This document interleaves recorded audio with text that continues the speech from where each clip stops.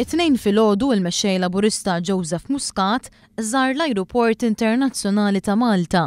Huwa kien milquh mid-deputat kap eżekuttiv tal-Ajruport Austin Calleja, mill-uffiċjal għal relazzjonijiet pubbliċi Ruben Xiberras u mill-President tal-Għaqda tal-Ħwienet tal-Ajruport Francis Gregory. Joseph Muscat iddawwar ma' diversi partijiet tal-Ajruport fejn iltaqgħu tkellem mal-ħaddiema tal-MIA.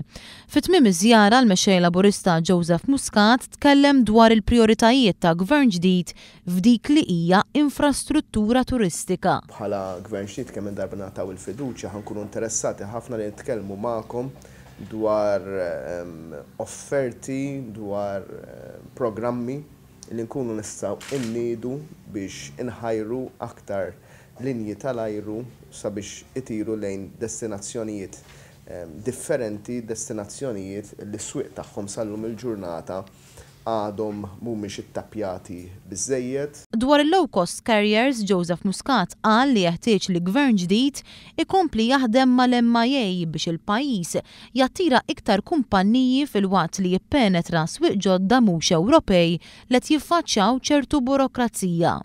Min-naħa tiegħu id-deputat kap eżekuttiv tal-MIA Austin Calleja tkellem dwar l-isfidi tal-Ajruport fosthom kif se jattira turisti minn swieq milquta bir-riċessjoni u li normalment iżuru pajjiżna. Spejjeż dejjem li jikbru biex timmantjeni airport bħal da.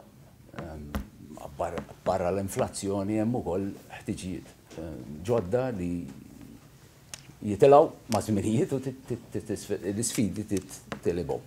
Jakkumpanjaw lill-mexxej Laburista kien hemm il-kandidati Gavin Gulija u Clifton Grima.